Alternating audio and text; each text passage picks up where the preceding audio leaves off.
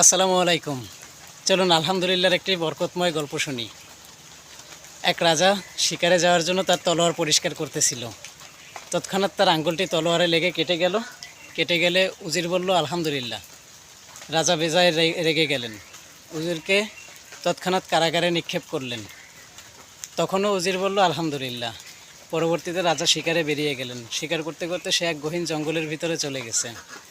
গেলে ওইখানে কিছু আদিবাসীরা ছিল, তারা নরবলি দিয়ে পূজা করে। তারা রাজাকে গ্রেপ্তার করলো। গ্রেপ্তার করে তারা নিয়ে গেল পূজার মণ্ডপে। তখন গিয়ে দেখে যে এই রাজা খুদ রয়েছে, একটা আঙ্গুল কাটা। তখন আরেকজন বলল যে এই রাজাকে দিয়ে পূজা হবে না, একে বাদ করো। তখন রাজাকে বাতিল করে ছেড়ে দিল। রাজা খুশিতে তখন আত্মহারা হয়ে গেল। এক পর্যায়ে রাজা তখন মৃতই ছিল, খুব ভীত সংকুচিত ছিল। যখনই তারা রাজাকে ছেড়ে দিল, রাজার হঠাৎ উজিরের কথা মনে পড়ে গেল। সে খুশিতে দৌড়ে এসে আগে উজিরকে জেলখানা থেকে বের করলো। এখন উজিরকে জিজ্ঞেস করলো, আমার আঙ্গুল কেটে গেছে, যাই হোক এই আঙ্গুল কাটার জন্য আমি বেঁচে গেছি। তুমি আলহামদুলিল্লাহ বলছিলে, ঠিক আছে, কিন্তু তোমাকে যখন আমি কারাগারে নিক্ষেপ করলাম তখনও তুমি আলহামদুলিল্লাহ বললে, এর কারণটা কি?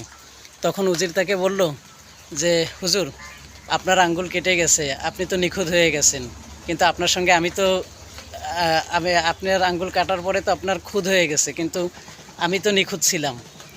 ওই জঙ্গলিরা যদি আপনার খুদ দেখে আপনাকে ছেড়ে দিত, কিন্তু আমি তো নিখুঁত ছিলাম, আমাকে তো ঠিকই বলি দিয়ে দিত। এই জন্য সবসময় আল্লাহ পাক যেটা করে ভালোর জন্য করে।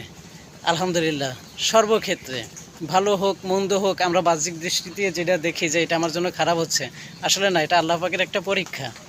আলহামদুলিল্লাহ, ওটা থেকেই কোনো বরকত লুকিয়ে আছে, ওটাই কোনো ভালো কিছু লুকিয়ে আছে। তো আসুন আমরা সর্ব হালাতে মহান রব্বুল আলামিনের শুকরিয়া আদায় করি। আলহামদুলিল্লাহ। আসসালামু আলাইকুম।